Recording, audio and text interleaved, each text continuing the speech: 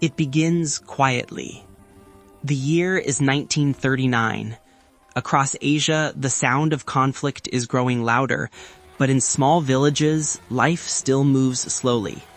Young girls fetch water from rivers, laugh in the fields, and dream about a future they'll never have. They don't know that history is already writing their names, without permission. In Korea, the Philippines, China, Indonesia, and beyond, rumors start to spread. Jobs for nurses, factory workers, seamstresses. Recruiters arrive with official papers, government seals, and promises of wages. Families desperate in wartime poverty believe them. Some girls go willingly, others are simply taken. At night, trucks roll through villages, and by morning, they're gone. They are told they'll serve the empire, but no one tells them what kind of duty it will be. The trucks stop at military ports. Dozens of girls are herded onto ships under armed watch.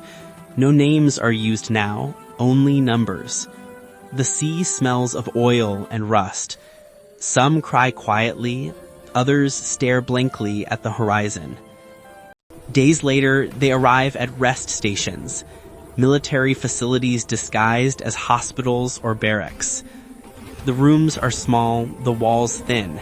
Each girl is assigned to attend soldiers, sometimes 20, sometimes 50 a day. Their childhood ends the moment the door locks. Some scream until their voices fade. Others go silent, because silence, they learn, hurts less. The routine becomes mechanical. Morning inspections, disinfectant sprays, soldiers lined up outside the door. Their bodies are treated like equipment, used, cleaned, and used again. Food is scarce, medicine even scarcer. Illness spreads fast, but punishment for refusing orders comes faster. They are not prisoners by chains, but by fear. Escape is impossible. Even if they ran, there's nowhere to go. Their homes are oceans away, and their names forgotten. At night, they whisper to each other, not about hope, but about memory. The sound of rain, their mother's voice, the taste of rice. Fragments of life before this, it's all they have left. Outside, battles rage. Gunfire, bombs, chaos. Inside, another war continues. Silent, personal, endless. Every soldier brings his rage, his fear, his loneliness, and the women pay the price for it. Some are only 14, others no longer know their age. Time dissolves into pain, exhaustion, and survival. Every night ends the same way.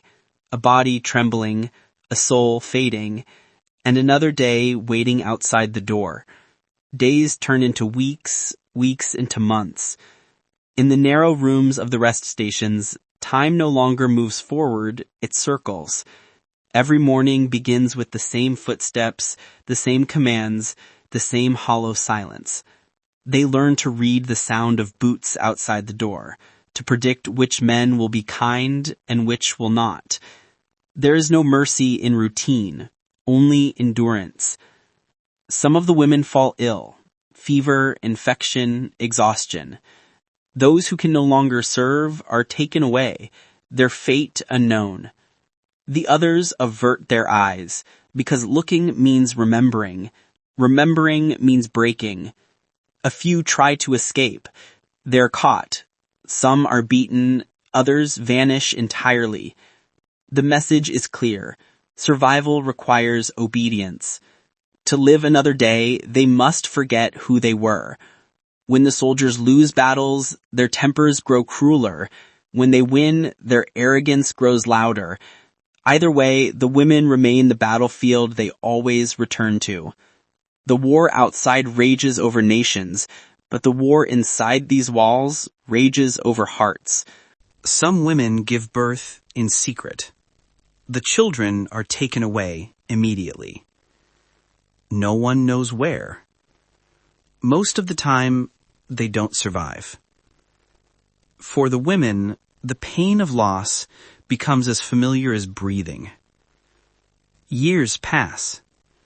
The war begins to turn. Whispers of defeat travel faster than commands. The soldiers grow restless, afraid. Some abandon their posts. Others destroy evidence. The stations, the ledgers, the women. They try to erase the shame before surrender. When liberation finally comes, it doesn't feel like freedom. The soldiers are gone, but the silence remains. The women step outside, blinking in the sunlight, unsure what to do next. Some try to return home, but home has changed, or worse, it no longer exists. Their families look away. Neighbors whisper. They are no longer daughters or sisters, but tainted women. Shame replaces chains. Many never speak of what happened. Some change their names, their identities, their pasts, anything to start over. But the memories follow them. In dreams, they still hear the boots. In silence, they still feel the weight of those nights. They age faster than time allows. Some take their own lives. Others live quietly, growing old with a pain that has no name. Decades later, a few begin to speak. They tell their stories, trembling, ashamed, but determined. The world listens, slowly.